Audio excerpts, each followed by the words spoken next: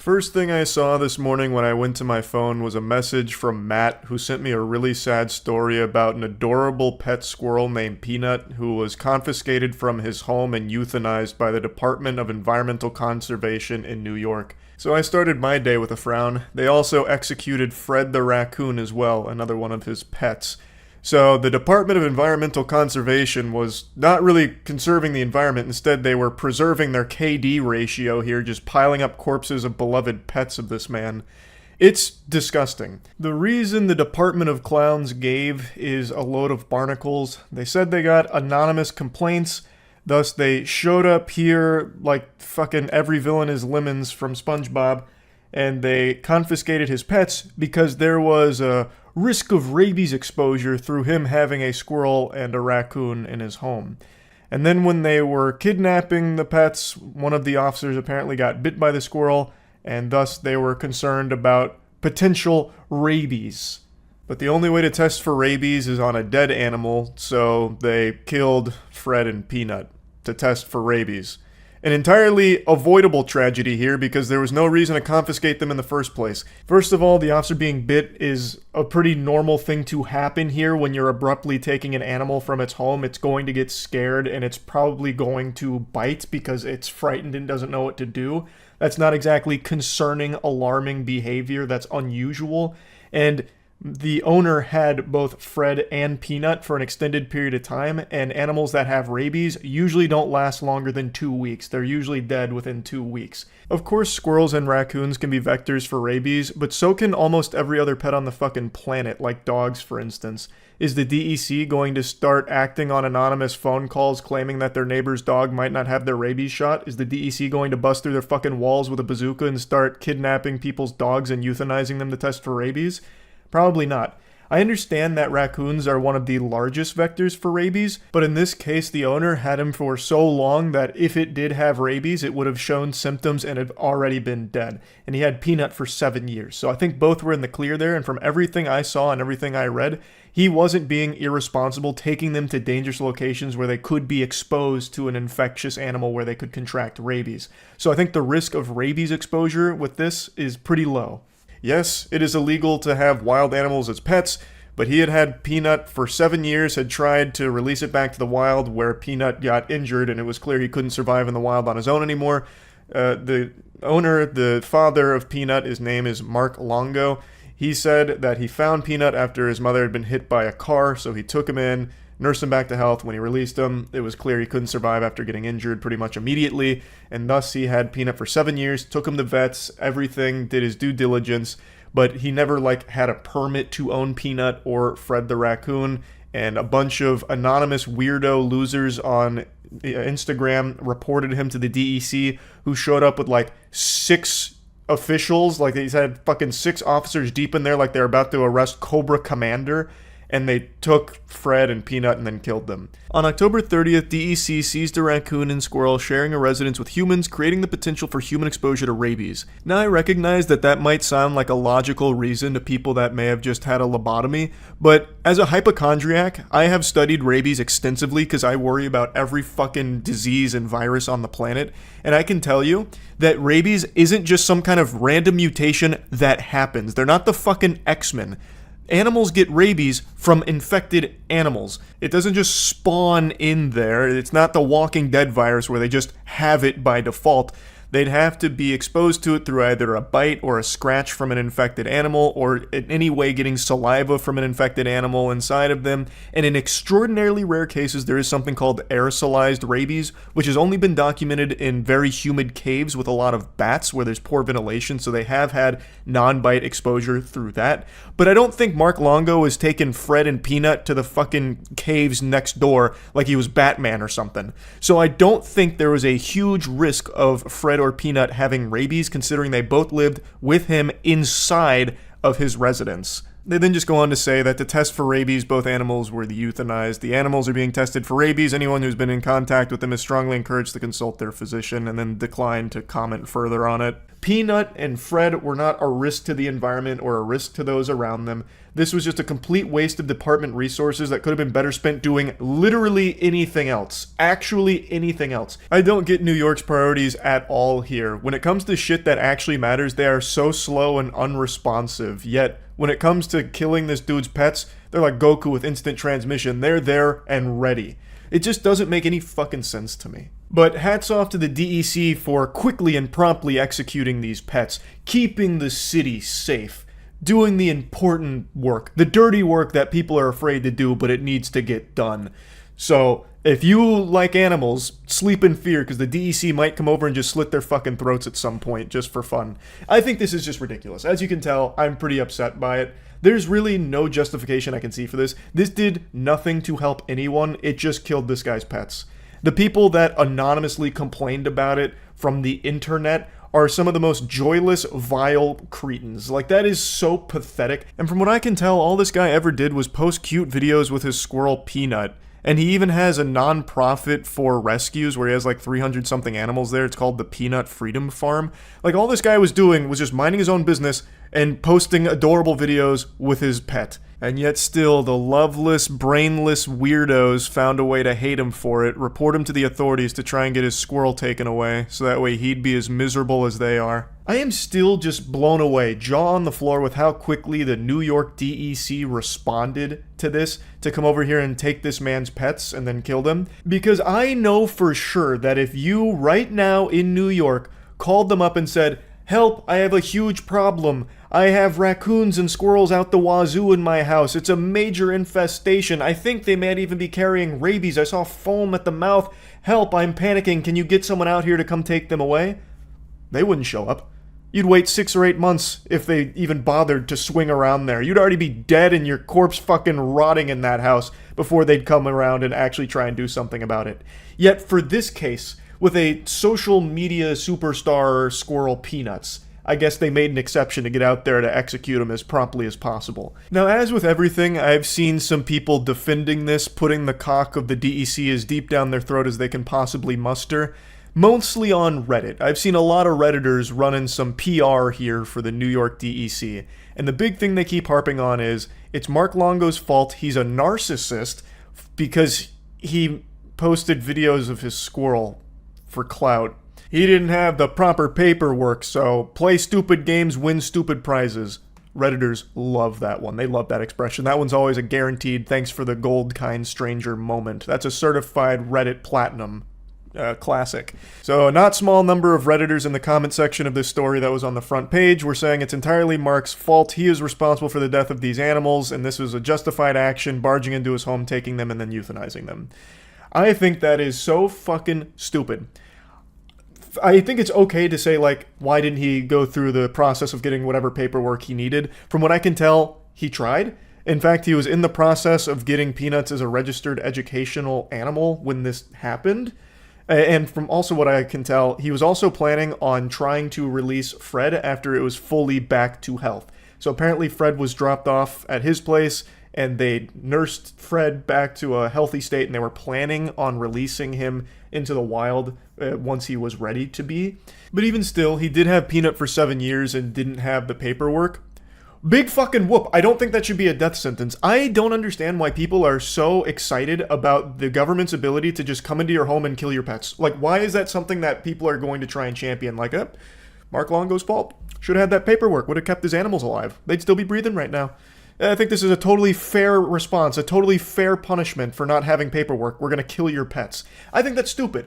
Yes, I believe there was probably a way Mark could have had the paperwork earlier, sure, but I don't think it should be just a death sentence for the pets because he didn't.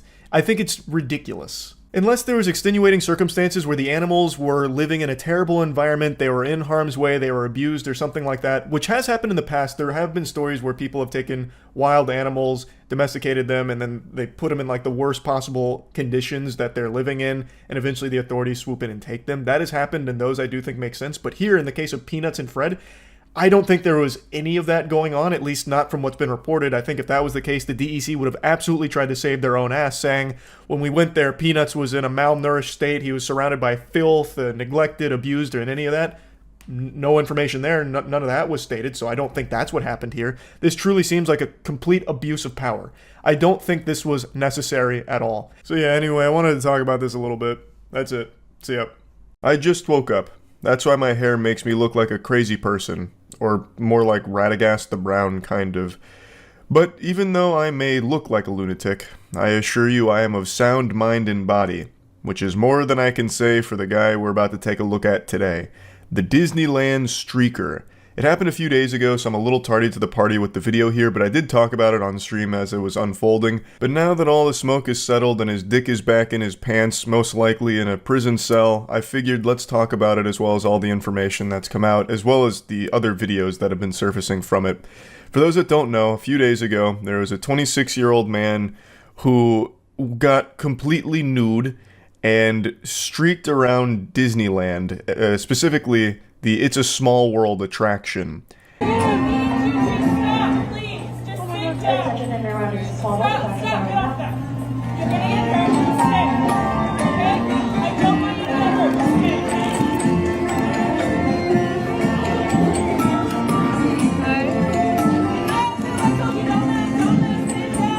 Now this is only act 1 of his performance. He begins with his boxers on at least, but shortly after this he does go whole hog out. Now this is the It's a Small World attraction. They are trying to inform riders, you know, like, don't panic, we've got an unidentified object entering into the fray here. This isn't part of your regularly scheduled Disney program, and he is out of it. His soul has left the shell. I think it's pretty clear he's under the influence of something, and I don't think it's alcohol. Most people are pointing to this being some kind of PCP event, which I think it very well could be. Of course, I'm not an expert, but all that's pretty clear is he was really feeling some type of way in the It's a Small World ride.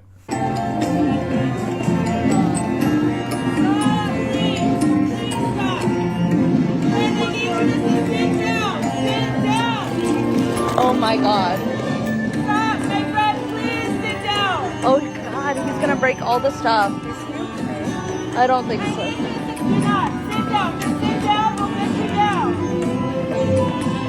It seems like he's looking for something. Maybe looking for Walt Disney's cryosleep tube. I have no idea. He's gonna maybe try and bring him back from the dead. I couldn't tell you. But he's on an adventure here. He's kind of rampaging through It's a Small World. He's pushing around the animatronics, so people are saying like, oh, he's gonna break everything, which, you know, to his credit, he didn't. I half expected to watch this video and see him, like, ripping the fucking heads off of the things and going crazy with it, like, just start banging on it, like, beating the devil out of it. But he's just kind of wandering around on his own little journey through the cosmos in his mind. And then he starts crawling like Tommy Pickles. They should stop the music.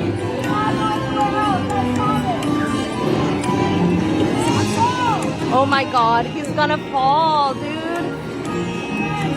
One of the writers suggests they stop the music, but I gotta tell you, that will never happen at Disney. Come hell or high water, there could be a Category 5 hurricane blowing through that's picking up actual C4 plastic explosives, throwing them around the park, and that music would not stop. Disney would try and somehow weave that into the magic.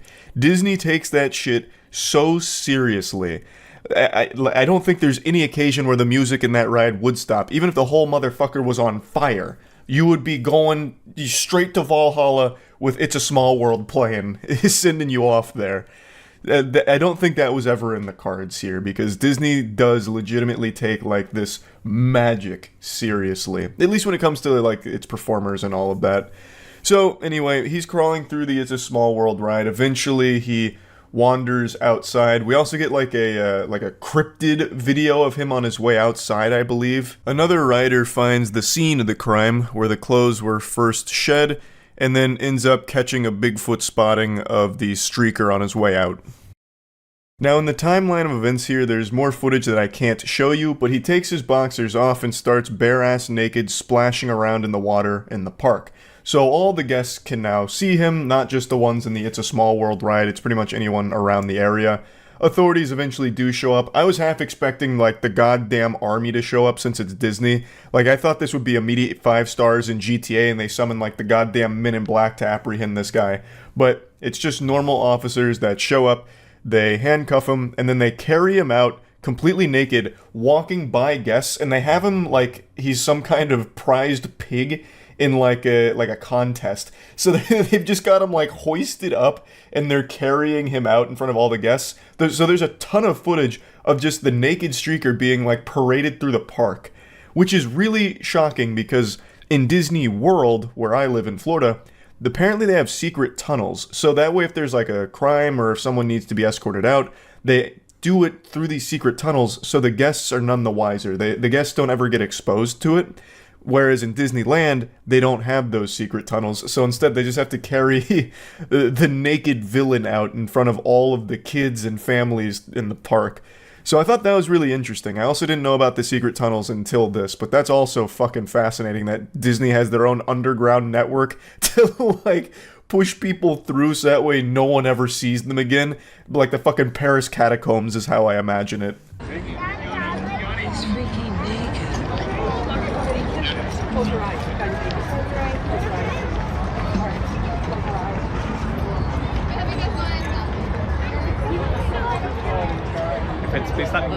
Sorry.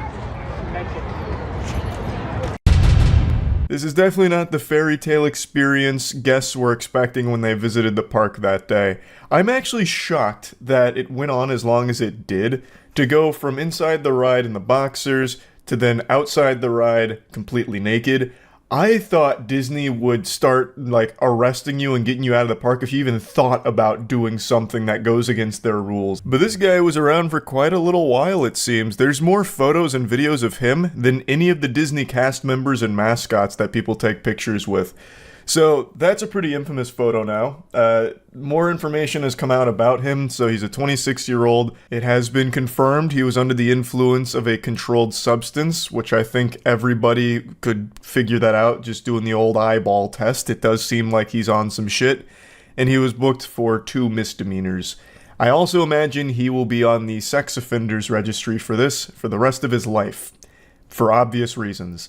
He went to a Disney theme park, which primarily has families that bring their kids, and he got naked and wandered around, splashed around. Clearly, he is going to end up on the sex offenders registry for that. They haven't disclosed which substance he was on, but I do think the working game theory that it was PCP is probably accurate.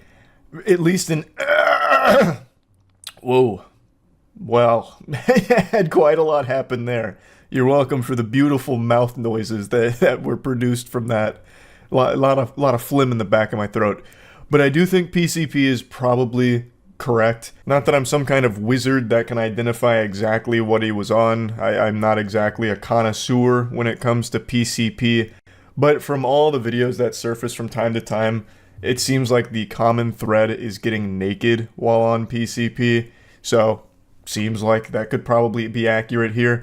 Not that it really matters at the end of the day. It's a life-ruining moment for this individual, all because they decided to go to Disney and do some foul shit. So yeah, just wanted to go over this a little bit because it is a pretty crazy story. That's about it. So yeah. 11 months ago, I talked about a touching story between man and alligator.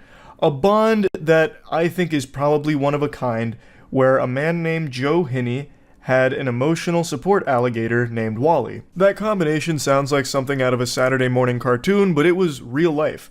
Wally was by all definitions not aggressive, docile, and pretty sweet. So much so that he even served as inspiration for one of the Loki variants in the Loki television series. No one, not even God, knows why Wally refused to bite anyone or show any signs of aggression. He lived on a diet of Cheetos and chicken legs, not too dissimilar from just your normal everyday gamer diet. Another spot in the wild. Joe agreed to take him in. Today, Wally lives on Cheetos and chicken legs in Joe's house near Hershey, Pennsylvania. He just chills hard as fuck. Joe would take him on walks, even took him around for people to pet him and meet him. And Wally never once lashed out or anything of the sort. He would take Wally to nursing homes. He'd have kids hang around Wally, like hugging him and playing with Wally, and no issue ever. It truly goes against the very nature of an alligator. He reportedly spawned in at Disney World, and I have no doubt that Wally probably came out of the pussy of Mickey Mouse himself, so was given this gift of pacifism and just magical jubilation, I guess. And Joe ended up with him, and they had a great bond. And I'm using the past tense because the update to this story is a really sad one. Wally got kidnapped. I'm not making that up either. Apparently, a prankster came and took Wally from his pen, dumped Wally into one of the neighbors' backyards, who obviously panicked because it's a fucking prehistoric killing machine out there. So they called a trapper to come get Wally, who obviously isn't going to be able to identify Wally. It's not like you could eyeball it and be like, oh, that's the celebrity, household alligator pet right there. It's not like Wally was traveling around with his bodyguards or had like makeup and wardrobe with him. He had no idea to distinguish Wally from a normal alligator, so the trapper did his job, got Wally, and relocated Wally to a swamp that had like 20 other alligators in it, and he hasn't been seen since. Hello, I'm Joe Henney. I'm Wally's dad. We're still trying to find Wally. We've not had any luck finding him. We do know who relocated him, but he's not giving up any information, and legally he doesn't have to. Yeah, but why wouldn't he just tell you where he dumped the alligator? So I'm going to go into the more nitty-gritty here, get into the weeds of this situation, but I'm going to play a couple clips from stream where I went over more of the basics about how this kidnapping went down and the douchebag prankster motivation behind it, I suppose. But this update from Joe was really eyebrow raising for me, because why would the trapper not just share that? He's protecting it like it's the fucking Krabby Patty secret formula. Why not just say where you dumped the alligator? Like, you did your job already. You did a fine job. As Joe says in this video, he doesn't blame the trapper. How is he supposed to know? But why not just tell him where you dumped the alligator? Like, he shouldn't like, the way Joe's talking about it, it makes it sound like this guy is expecting to be tortured for the information, like it's a scene out of 24 with Jack Bauer putting the jumper cables on his nipples to figure out what swamp he dumped Wally off on. Like, it shouldn't be that big of a deal to the trapper. Just say, like, hey, sorry about the confusion here. This is where I dumped Wally. Like, I mean, they have the records. The trapper knows what alligator is being discussed here. Why not just say it? Like, it just, to me, it doesn't seem like it should be that big of an issue that he's going to be fighting tooth and nail to keep it a secret. That just is miserable for Joe, who clearly cares a lot about Wally. I covered a lot more of their relationship in my first video, but Wally is a pet that means a lot to Joe. And he really seems to want him back, obviously. So why not just give, like, that little bit of information to help? But anyway, here's more of the basics around what happened with the Wally abduction. The alligator you made a video on is lost in Georgia. I hate to say it, but Wally's absolutely dead. It's a shame. This is actually a super sad story. I made a video on this, I think it was like a year ago. The emotional support alligator, his name's Wally. And I didn't know this at the time, but he was actually in Loki. He was one of the Loki variants, the alligator one. And a week ago, Wally was taken from his home. And the owner believes it was part of a prank, but after investigating, they've deduced that the alligator was dumped into a pond nearby, which had like 20 other alligators, and Wally still hasn't been found, so it's very likely that he's been killed and eaten. Wally was a completely domesticated, docile alligator, which there's nothing else like that. Oh, I just typed in alligator and expected that to come up. He is a federally licensed emotional support alligator. Actually, He is far so from a cute. typical alligator. We're gonna go have fun today, huh? Ooh, you like it, huh? I got your tail. I don't. Wally just eats Cheetos and chills. It's so adorable. And the owner here, he talks a lot about how important Wally is to him. Like, the owner went through a lot of hardship. He talks about how down he'd been for so long, having very bad thoughts, and then Wally stumbled into his life, and it really helped turn everything around for him. It's a heartwarming story, and some heartless, evil people stole Wally last week. Oh, visiting nursing homes and splashing around in Philly's Love Park fountain, meeting with the mayor, and smiling contently in his red harness. Aww. Henny and Wally were visiting friends in Brunswick when someone took the gator from his pen in the early morning hours of April 21st. Wally was stolen by some jerk who likes to drop alligators off into someone's yard to terrorize them. Once discovered, they called the Department of Natural Resources and got a trapper. The trapper came and got Wally, dropped him off in a swamp with about 20 other alligators that same day. Oh, I see. I got my details wrong. So the prankster dropped Wally off into someone's yard to scare them. What a fucking scoundrel. And then a trapper was called, and the trapper got the alligator, not knowing it was Wally, obviously, because you would never expect an alligator to just be like a pet, and put it in a swamp with 20 others. So it's what usually happens, like a domesticated animal getting put back into the wild, it doesn't survive. Just to further explain what happened here, so Joe was on a trip with his friends, and he returned to his friend's house where Wally was pinned up there.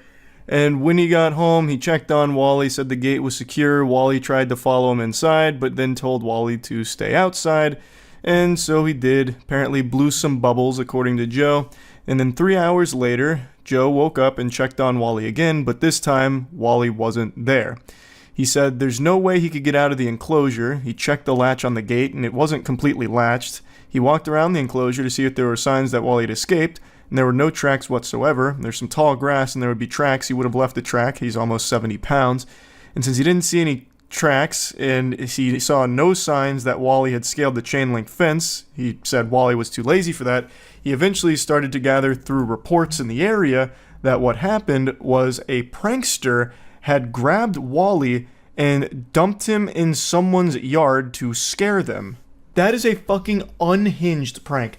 I don't know who is so confident and comfortable around alligators to just approach them carefree and use them as a prank prop.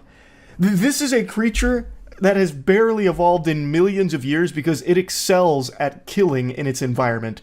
And yet we have some fucking milk-drinking goober that had no problem picking it up and throwing it in someone's yard just as like a ha-ha gut-busting comedy routine, probably for like a TikTok challenge. That blows my mind. Not even Steve Irwin, the fucking crocodile hunter, would be that confident around an alligator, I imagine. But anyway, the story continues to get odd. The neighbor who was on the other end of this like Call of Duty kill streak alligator drop actually fucking wrangled the alligator herself as well as another person and secured Wally to a truck. Now, keep in mind, they had no idea that this was the friendly alligator. For all they knew, this could have been the most vicious alligator that had ever infiltrated the state. And they still went after it, secured him to a truck, and then met the trapper at a gas station and handed him over. I just can't believe that there's 3 people this comfortable around alligators already, outside of Joe. So anyway, Joe said that the trapper told him initially that Wally had been released into the Okefenokee National Wildlife Refuge. Okefenokee I've never heard of before. That sounds like something Lucy would say in the Fallout television series. But anyway, this was initially where Wally was said to have been dumped, but then Henny said that the trapper told him he released Wally into a swamp on private property. Now Henny's saying that the trapper won't tell us where he released Wally. The DNR also confirms that protocol was followed correctly about the nuisance alligator call in the neighbor's backyard. All of it is properly documented, and it was reported that the trapper handled it appropriately, doing everything by the book, and they don't have any additional information about the reported stolen/missing alligator. And like I said, Joe doesn't fault the trapper or the DNR, saying that they did their job right. And on top of this shit cake sat this little cherry here, where the cyberspace started to turn on Joe and call him a scammer, speculating that the GoFundMe pages that were set up to raise money to fund the search and any legal expenses were a scam.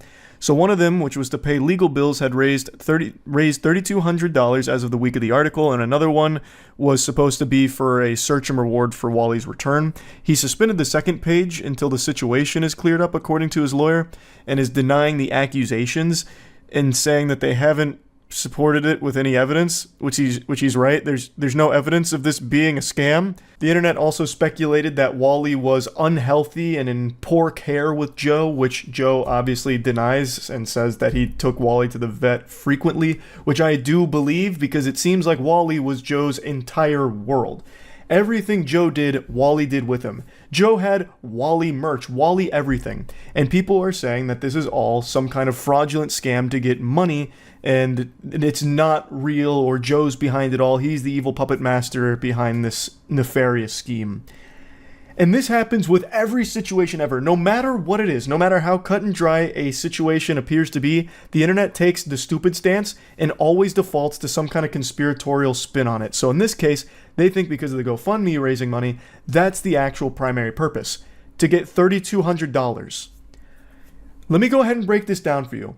Joe was earning far more than $3,200 by having Wally as the emotional support alligator who was landing fucking Hollywood roles.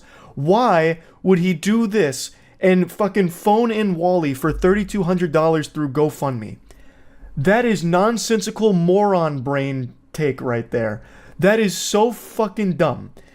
He stands to make significantly more doubloons by having Wally with him in good health and continuing to tour Wally around at nursing homes, at parties. He was taking Wally to a Phillies game, which fell through due to a misunderstanding, but like, he was doing a lot with Wally that was lucrative for him. So why the fuck would he do something like this for $3,200? That's pennies compared to what he stood to continue making with Wally. That is, I highly doubt there's any type of fishiness afoot here with Joe behind it all. That would be the craziest fucking plot twist of all time, and as of right now, there's no evidence to support that theory, even in the slightest. What it seems to be here is that legitimately just some stupid asshole came into that property, took Wally out of the pen, dumped him into the neighbor's yard, and eventually that trapper got a hold of Wally, following protocol, dumped Wally in a swamp, and since then Joe has been feverishly searching for Wally and trying to get him home, doing everything he can, posting updates. He hired a lawyer to help deal with this complete mess of a situation, obviously, and this whole thing does not appear to be any deeper than some douchebag took Wally, and now Joe is desperately trying to get his emotional support alligator back, who has been his best friend for a long time. And it's just extremely sad, it really is. But anyway, I just wanted to give an update to this story. I'm hoping I'm wrong about Wally being dead. Like, I just know what happens when a domesticated animal gets released back into the wild. Like, it usually just doesn't go well, and it's already been 2 weeks, and they still haven't been able to find Wally yet. But I really do wish that Joe and Wally reunite, and Wally's totally fine. He goes back to eating Cheetos and being all happy again. And yeah, just that's really about it. Wishing the best there. See ya.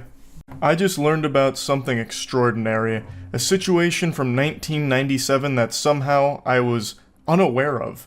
And I look back at my life of 5 hours ago in disgust that I could be so ignorant to not know about this. I watched a video covering this and then watched the raw footage of the situation, and I'm confident this is footage I will never forget. The Men in Black couldn't neuralize this information out of my brain. A YouTuber named Sir W made a video about a guy wielding a sword holding off 50 cops, and on stream the other night, chat told me about it, and it piqued my interest, but I didn't watch it until today. And since finishing that video, I've embarked on a personal quest to learn everything there is to know about the Seattle samurai, Tony Allison.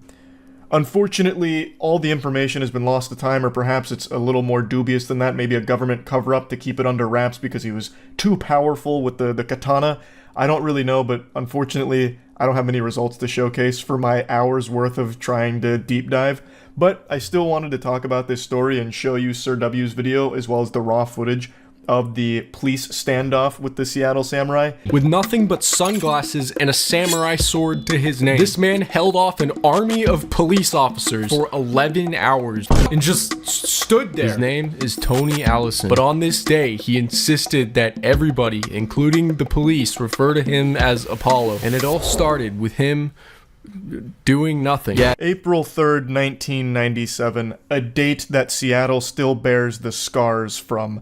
A date that is etched into the tablets of time, never to be forgotten. Except by pretty much everybody, it seems.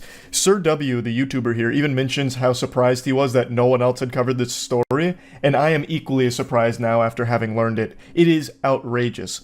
So, it was just a normal, peaceful afternoon in Seattle, and then we witnessed the birth of the last true samurai, Tony Allison, who was walking around brandishing his trusty blade, and some of the civilians were a bit disturbed by it, weirded out. You know, why is he walking around with a sword? Eventually, an off-duty officer followed him around because he found it to be odd as well. Now, Apollo was suspicious of this guy following him, and rightfully so. I would be as well. So he took what the cop describes as a defensive stance with his sword at the ready, which is understandable in a defense situation like this one. But sadly, that was enough for the off-duty cop to call his buddies, and they would remain in that same location for the next 11 hours. As quite a few of the YouTube comments point out, this entire situation is the very definition of he's just standing there menacingly. At no point does Apollo ever use his blade, he doesn't swing it, he doesn't get aggressive or show any signs of trying to draw blood, he's not trying to carve flesh from bone or anything. He's keeping his Bushido arts under wrap. He doesn't unleash his Bankai or anything, he just sits there wielding the blade for 11 fucking hours, and he is striking some mean power stances. Like, he is looking like an anime character. It looks like a video game idle animation from a lot of the footage I've seen here for 11 hours, as like 50 officers surround him and try and talk with him. Now, his name is Tony Allison, but he wanted to be called Apollo. He didn't really communicate with the authorities, aside from a couple of sentences that he said that were apparently pretty cryptic, but one of the things that he requested was that they refer to him as Apollo, which is a pretty badass name. Almost as badass as Gamer Sups, the best beverage ever invented. We all know this. Everyone in the world knows Gamer Sups is the best fluid that has ever graced this planet. And I'm happy to announce their newest product, Gamer Soups, which is just good ramen. For the last month or so, all 8 of us at the warehouse have eaten this for breakfast and lunch pretty much every day, so I can confirm that full-grown adults can survive on a diet consisting solely of Gamer Soups. It's really just that simple, no misleading marketing mumbo-jumbo about this being some super healthy alternative, turbo food that's going to be better for your body than broccoli or anything. It's just good fucking ramen. So Gamer Soups is live right now. I'll put a link to everything in the description. You can follow their Twitter, follow their Instagram, or get yourself some Gamer Soup of your own. Big thanks to them for sponsoring. Seattle, Washington. An explosive standoff begins when a man brandishes a samurai sword on a downtown sidewalk. A friend of the man confirms authorities' worst fears. Yeah, he knows how to use the sword. Everyone's worst nightmare has just come true. Just like Roronoa Zoro, it turns out Tony Allison is aiming to be the best swordsman in the world, I guess. I don't know, they said that this guy is a friend of Tony's and that apparently he knows how to use the blade. I don't know if he's necessarily an expert or anything on the matter, or if Tony, does, performances with the sword or something. I don't know how he would know. I feel like if you're studying the blade, you're not exactly showcasing your abilities to others. You want to keep it a secret in case shit gets hairy, right? You don't want to reveal your techniques to a potential opponents. So I feel like when he was interviewed and asked, does he know how to use the sword? He's like, yeah, fuck yeah. I'm sure he does, probably. And to be fair, I feel like if you have a sword, it's kind of intuitive. You swing it a lot, and maybe you thrust and stab it a bit. Everybody on! Police quickly cordon off the block. Everybody on the curb! Over there! A SWAT team arrives and surrounds the man. They begin talking to the suspect, trying to persuade him to drop his weapon. They got the whole force out here like they're trying to apprehend Cobra Commander. I'm assuming there was no other crime going on in Seattle because they got the entire department to come down here for a fucking field trip.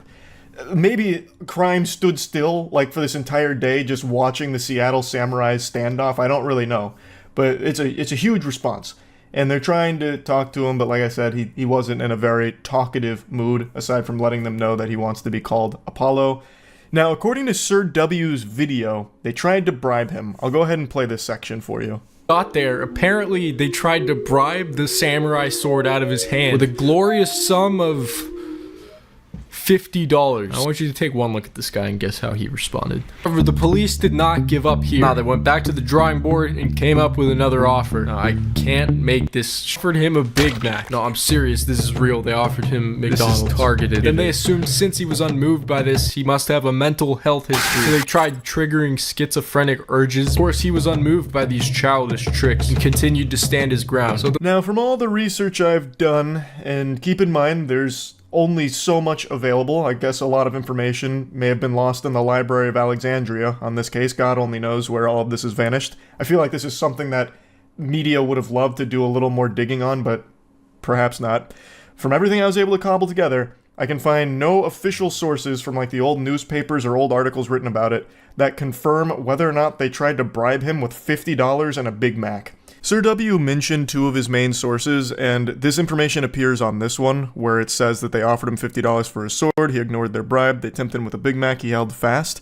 But this site was making a joke out of the situation. Like, this post is clearly just playing around with it.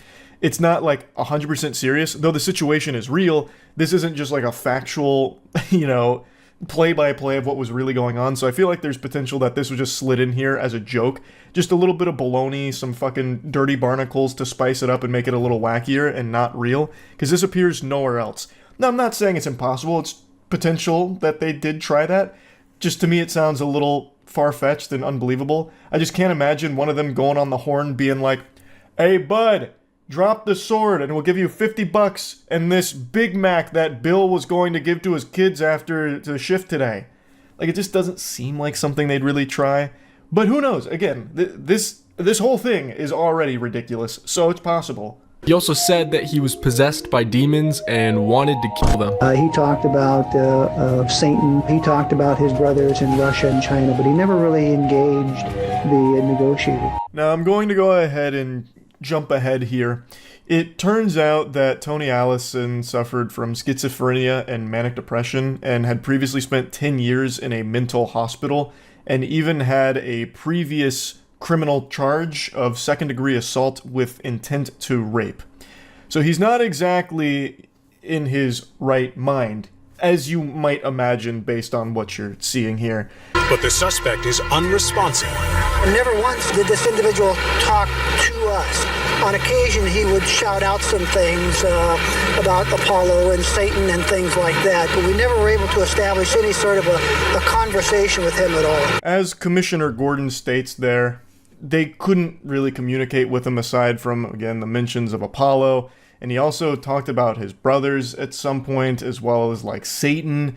So it was very much a mental health crisis moment, which is why I think this lasted so long, because authorities really didn't know how to handle something like this, especially back then. I feel like they were even more in the dark on what to do in a situation like this. So they spent a long time in just a complete standstill for 11 hours, trying to talk to him, trying to get him to drop the sword and reason with him, to no avail. So then they started to brainstorm some more aggressive ideas. They load their guns with special bean bags that strike with the same impact as a heavyweight boxer's punch. They're designed to halt, but not harm suspects. Unable to convince him to stop, police fire the bean bags. The suspect retreats, but he endures round after round and shows no sign of surrender. Have you ever seen anyone this resilient? An immovable force. What a titan. I almost feel bad for the beanbags that struck his body. They probably just fucking exploded on impact, just vaporized. I tell you, the katana he's wielding is not the only thing made out of steel there. His body is also made out of steel, forged just as powerfully as that blade he uses. But he did retreat. He didn't necessarily like getting hit with the beanbags. As night falls, the man still refuses to relinquish his razor-sharp sword. 8 hours have passed, and police must try to disarm him another way. But the man shakes off the tear gas with almost superhuman strength, never releasing his weapon. They tried to tear gas him, which he just shook off with ease. He looks mildly uncomfortable with the tear gas. It actually is like borderline superhuman. The SWAT team has one final option: use fire hoses to remove his sword. In a highly orchestrated maneuver, police pin the suspect down with a ladder, pole, and riot shield. And that's how The Last Samurai was defeated. An 11-hour stand. As the YouTube comments also pointed out, very few samurai throughout history can ever claim that they held off an army for 11 hours alone on the battlefield. So a very impressive feat. The fire hoses knocked him down, and then they said that they did a textbook maneuver, claiming that what they did next was by the books, like really, standard procedure pretty much, where they pinned him with a ladder and a pole and a riot shield. To me, that doesn't really seem like something they practice. That's probably not in any SWAT training textbooks, I would imagine. Of course, I'm not SWAT trained, but that just seemed like they started to improvise. Like when he fell, they're like, all right, what do we got? Give me that ladder, grab that broomstick, and then your riot shield, just sit on top of him. All right, go. And then they did, and it happened to work. So after this, he was once again put in another hospital, from what I've read, and he hasn't been seen since. Except Sir W actually did a bit of super sleuthing of his own and may have found evidence that the Seattle Samurai is still out there. 2021, a dad was with his son at Bitter Lake Playfield, and while passing by a homeless encampment, spotted this distinct shiny object sticking out of the debris. Now, the location of this park happens to be about 50 miles away from Western State Hospital, or a mere 8.2 miles away from where this whole thing began. That's one of those stunning moments in a movie where the audience just goes, like a huge gasp. What a great find from Sir W there, because that does look like the same blade that he was wielding, and it's pretty close to where this standoff happened. And it's also such a cinematic conclusion, it actually looks like the end to a Dark Souls game. After you beat the final boss and the final cutscene's playing, and then it's just like your plus 10 moon veil stuck into the ground there. Like, that's what that whole scene played out like. Now, of course, it's not really a happy ending, because it seems, if this really is him, that he is still homeless and must not have gotten the help that he needed, which is extremely sad. Really, the whole situation is very sad, but it's one of those odd things that I can't believe actually happened, and even more peculiar is that nobody has ever really talked about it. So yeah, big thanks to Sir W for shining a light on this story. It was a pretty fascinating one. That's about it. So yeah. You're not going to believe this until I show you the proof, but the situation with Brandon, the guy who spent $62,000 on Ruby Rose's OnlyFans, actually gets so much worse and more sad, and honestly just downright scary for Ruby Rose. I imagine she's considering getting like a really strong team of bodyguards, like trying to hire the fucking Justice League to protect her, because Brandon is unhinged now. And in the last video I made about this, he had met her in person, and Ruby Rose chalked it up to being like, oh, what a coincidence, I bumped into my #1 spender on OnlyFans. Meanwhile, I'm quite sure Brandon cold calculated, tracked her down in order to just spontaneously run into her. So he's already showcased that he will find her in the real world if given the opportunity, I believe. And after what Ruby Rose posted today, if that happens again, I feel like there's no telling what he might do in the mental state that he appears to be in. It's fucking frightening. Let's just get into it. So Ruby Rose dropped this banger on Twitter today, "Tat my face on you so I know it's real." And it's a video of text messages between Brandon and her, and that's really not an accurate description because she does not engage in these text messages. It's just Brandon talking at her endlessly. And then another video of the tattoo Brandon got of Ruby Rose's face on his body. Now let's take a peek at the sacred texts here. Let's look at the documents. So right away, Brandon's name is saved in her phone as Brandon Weird OnlyFans Fan. And I think that is just beautiful. Dude has dumped $62,000 in a month on Ruby Rose's OnlyFans content, only to be known by his queen as the Weird OnlyFans guy. I think that is such a powerful lesson many people need to learn. And it's one that extends beyond OnlyFans. This extends to like streaming too. There are a lot of people that believe if they're donating money to someone, they're entitled to some kind of relationship with the recipient of their cash. Whether it's friendship or in this case, fucking marriage, lifelong soulmates.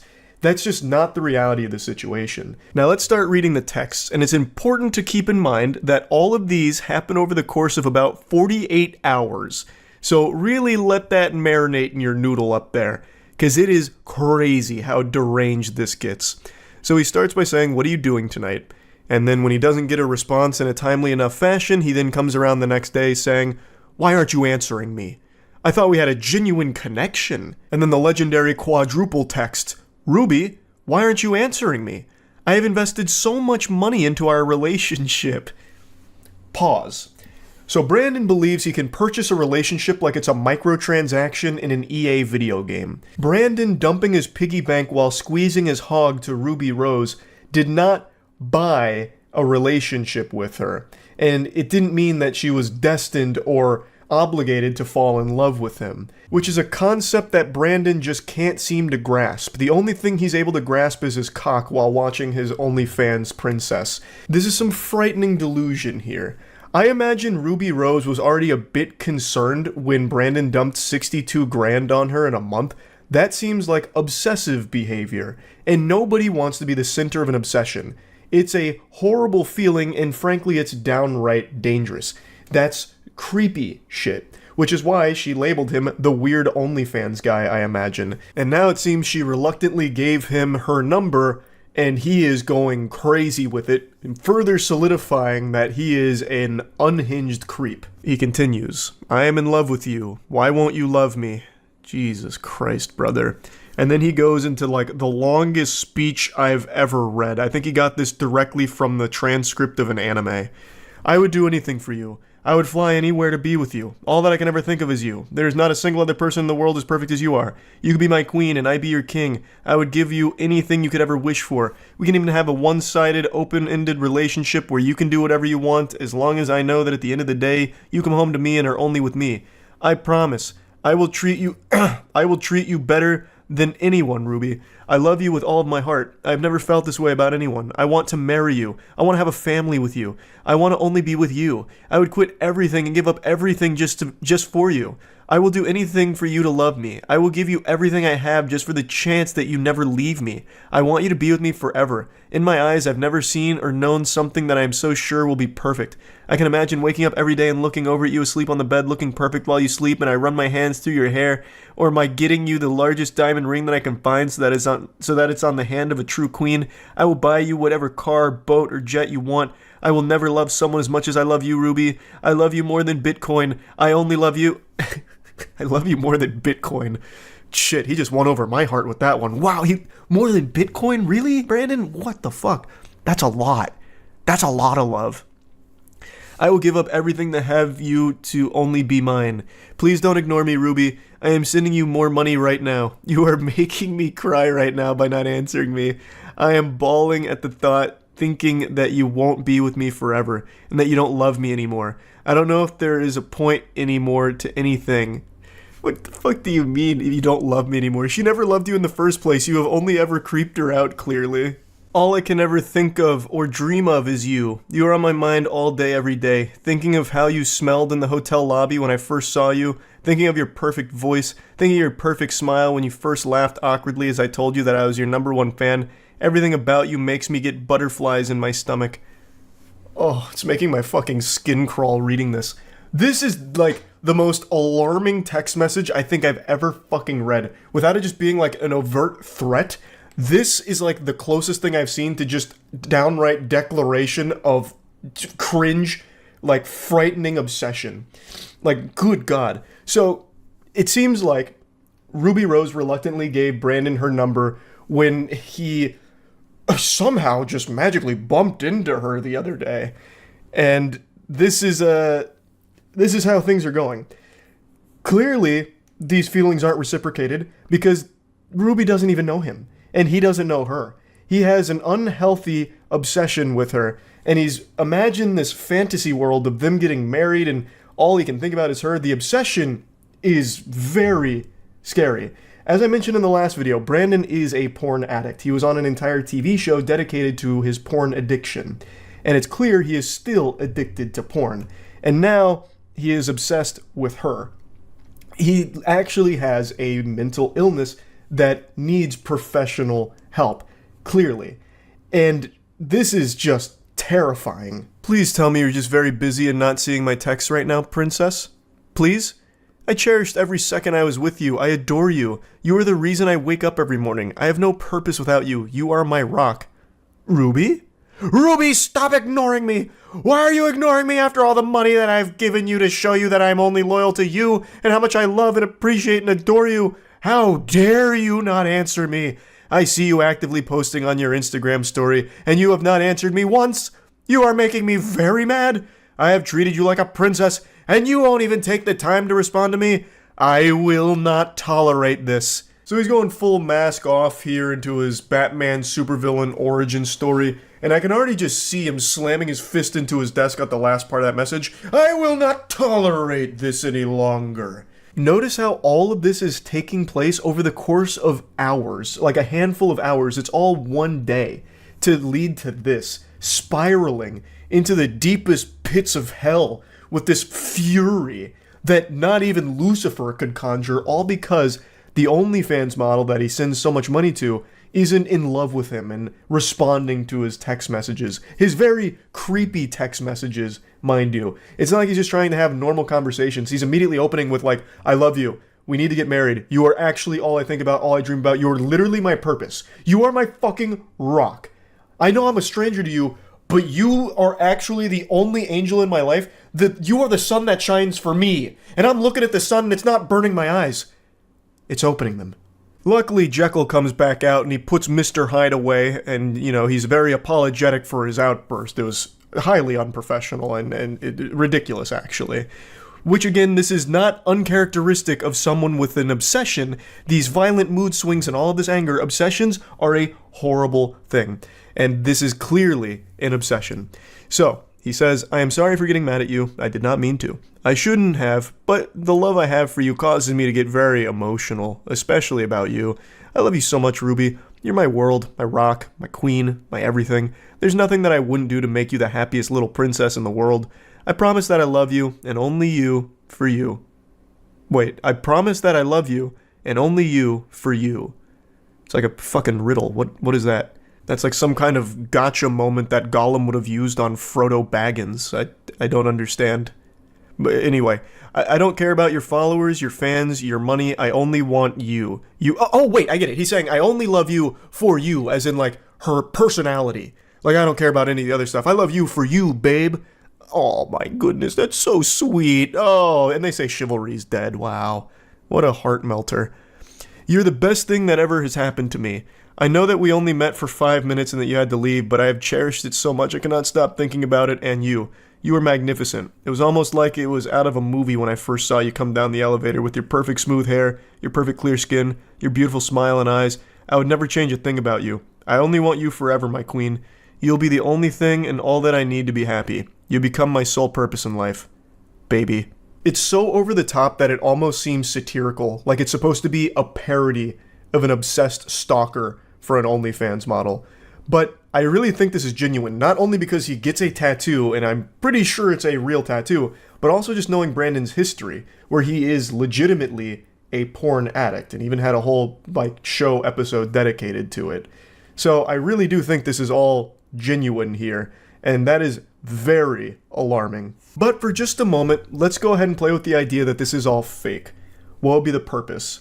I suppose if this is all like a coordinated effort between Ruby Rose and Brandon, it could be used to try and drive traffic to Ruby Rose's OnlyFans, perhaps, but I still think that's a bit unrealistic because I don't think anyone would ever agree to play this role, and I don't necessarily see this leading to a lot of new OnlyFans signups, because if anything, it highlights the, like, danger of it to a certain extent. So I don't think it'd be a successful marketing campaign if this is all fake and that's the purpose. Please, answer me, my queen. Please don't leave me. I adore you, Ruby. You are all I need to be whole in life. I will never leave you or even look in the same direction of another girl. I want to marry you.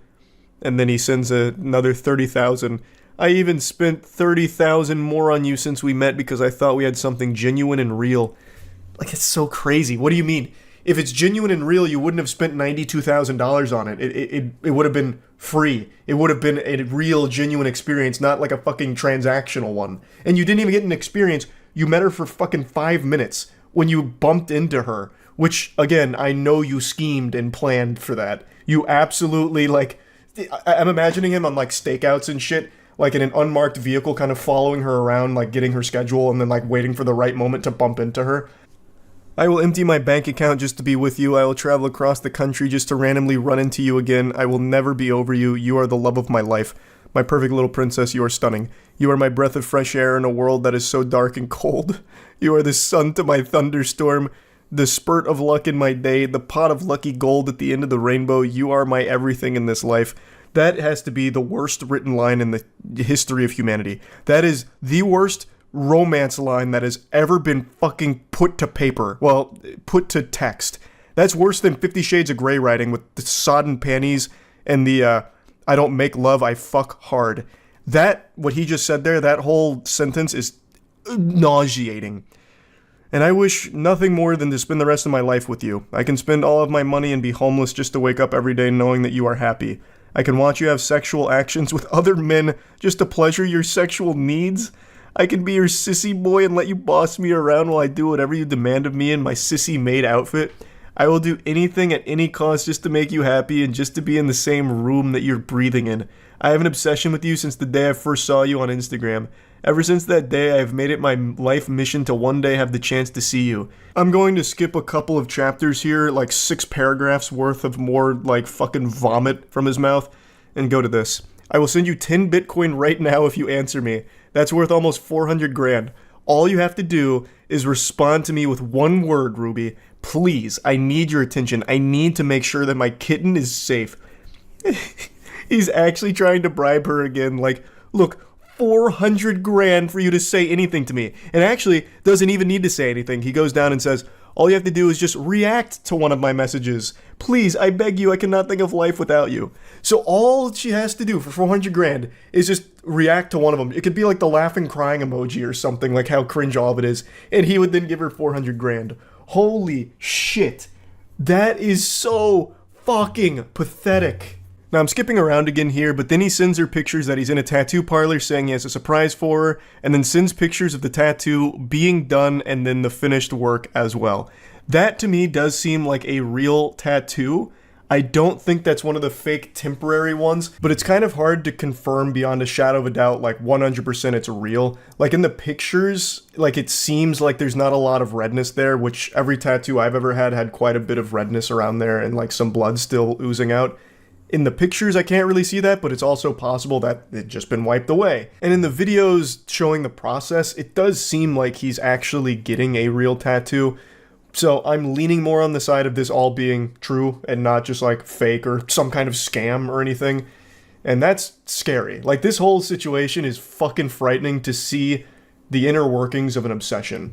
And his behavior isn't even unusual for obsessed people. Like, this is why it's so dangerous. These fucking violent mood swings, this outrage, it's a terrible situation. It's a legitimate mental illness. It's really sad. It's actually sad, and he needs to get professional help for it. He has a porn addiction, and has had a porn addiction since at least 2009, and now an obsession with Ruby Rose and her OnlyFans content. This is an individual who needs legitimate professional help. And Ruby Rose needs to actually make sure that she is as far away from this guy as possible. Like, she's going to probably need security to ensure that Brandon doesn't get anywhere near the premises that she's around. Because this guy does not seem to be in his right mind. So, just wanted to give you an update to this story because it's a fucking wild one. That's about it. See ya.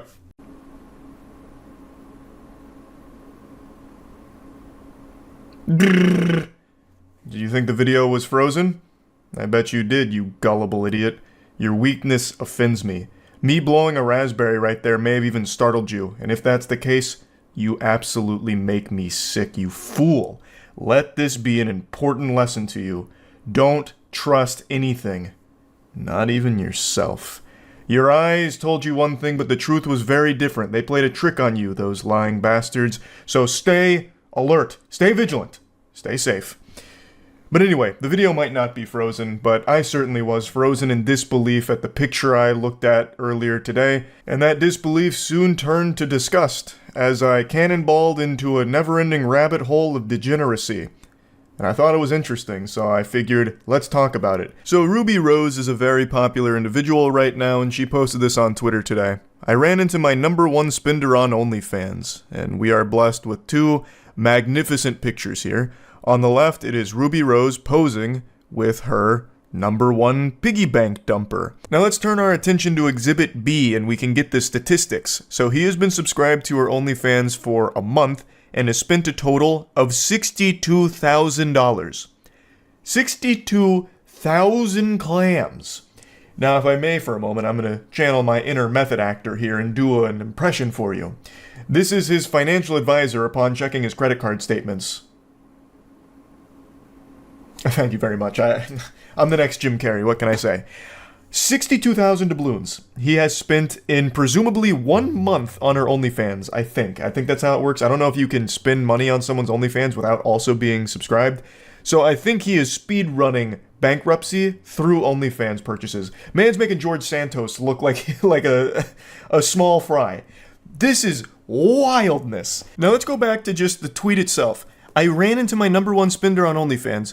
Miss Rose, I have breaking news. You did not just run into this guy by pure accident. This was not happenstance, a coincidence, a twist of fate. This man absolutely went out of his way to find you and run into you. So while it may have been an accident on your part, perhaps, that you happened to run into him, this was a calculated maneuver from him, I have no doubt. I can already just see him in the bathroom mirror doing his hands like this, scheming. Okay, I know where she's gonna be. Game time. I'll introduce myself. And then, at the end of the day, dude spends 62 grand and doesn't even get a hug in the picture. There is no contact between the two of them in this photograph there. She is still wisely keeping her distance from this guy. Not even like a hover hand or anything at all. But I'm not his dad or anything. I'm not gonna go over and slap the wiener out of his hand. If he wants to spend $62,000 on OnlyFans, all power to him. But you have to wonder, what does he do to be able to afford $62,000 on a single person's OnlyFans? So I tried to find the scoop, and I didn't have to search very long or very hard because people also were very curious and found a lot of information on him. So allegedly, he is a crypto millionaire. He hit it big in the crypto boom, and that's where he got most of his money from, allegedly. I can't 100% confirm that, but... And then the most interesting discovery occurred up there with like finding the One Piece. They found out that this guy is most likely the same guy from MTV's True Life, I'm Addicted to Porn. And they found this image here. His shirt goes insano style, by the way. It says "Born for Porn," which I believe should just be a crime, like a charge, if you just wear that in general. But anyway, logically it made sense. Someone spending $62,000 on OnlyFans, a single OnlyFans model, is absolutely addicted to porn in some way. And it seems like, through this evidence, he may have been addicted to porn for quite a long time. So, I went to the archives. I went to watch the episode itself. Turns out it's on Hulu, Season 12, Episode 6 of True Life. His name is Brandon. He was 26 years old at the time of filming in 2009. So his meat has not known a night of peace in over a decade now. Since 2009, he has been non-stop playing the skin flute, a symphony to the tune of porn that never ends. The porn industry has got his scrotum in a death grip and it has not let go. Now, the True Life episode has Brandon talk about his addiction, and addiction in all of its forms is an extremely sad thing, and porn addiction is a legitimate illness. It's a real thing. And Brandon talks about how it's affected his real-life relationships, and also it's kind of led him to have this inability to focus on things that are important, like getting a job. There's like a little chunk of time dedicated to his job search, where he spends 30 minutes going through Craigslist looking for job listings, and then after 30 minutes, he just starts watching porn for 2 hours. And he says that he watches porn between 5 to 10 hours a day. 5 to 10 hours a day watching porn. That is an incomprehensibly outrageous amount of time to be dedicated to watching anything at all. It's so sad. And it doesn't seem like he's gotten any better considering how much he is spending on just one OnlyFans model. Now, I'm not big dumb idiot enough to believe everything MTV shows. A lot of it is probably fabricated, exaggerated, and all that. But it's worth mentioning at the end of the episode, things are looking up for Brandon. There's the big come to Jesus moment where he's like, you know what? Porn is a problem. It's gotta go. Time to scram. Get out of town. No more porn. Time to get my life together. And the episode ends with him getting a part-time job working at a bar. And I don't know if any of that was real or not, but it doesn't seem like a whole lot has changed when it comes to Brandon's relationship with pornography, considering how much money he is currently spending on one OnlyFans model. It seems like the only thing that has improved for Brandon since that episode in 2009 is his financial situation. He was struggling to get a job then. I don't know if he has a job now, but he certainly does have a lot of disposable income, it appears. But anyway, as I mentioned, addiction in any of its forms is a horrible thing, so I do legitimately feel bad for him. And also, this isn't even where the rabbit hole ends on this guy. It also seems like he was friends with Juice WRLD. He recorded at least 2 videos like this, and it seems like they must have known each other, unless Brandon happened to have broken into Juice WRLD's place and then filmed these TikToks. I think they're TikToks. Obviously, this has nothing to do with the OnlyFans spending, but just another really weird tidbit of lore around this guy. But anyway, I think the important takeaway here is don't be like Brandon. Yes, he may have potentially hit it big with crypto, but it seems like the only things he's spending that money on is OnlyFans and I would assume other porn avenues. Like, that seems to be where all of that goes towards. I really don't know how long he can do that for. He is very much a porn addict. Even the shirt he's wearing in the picture with Ruby Rose says, "If I die, delete browser history."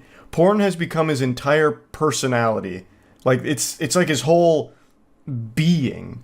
And that's just not healthy at all. But you know what is healthy? Helping others. So this holiday season, we're doing what we did last year at Mana, where we're raising money for the Brain and Behavior Research Foundation. Last year we raised over $110,000. It was an incredible series of streams that we did. And this year we're looking to do it again, but adding a few new things, such as these sticker packs. So this one's obviously me. This one is Jimmy here, and this is, of course, GB. So, myself, GB, and Jimmy are doing Mana Impact and raising money for the Brain and Behavior Research Foundation, which is an organization that aims to alleviate the suffering caused from mental illnesses through awarding grants that will help lead to breakthrough research. And it's just an overall great organization. So again, if you're looking to help support in any way, there's a link in the description below, and $10 or more gets you the cute stickers. So yeah, I just wanted to quickly mention that here at the end of the video. Anyway, that's about it. See ya.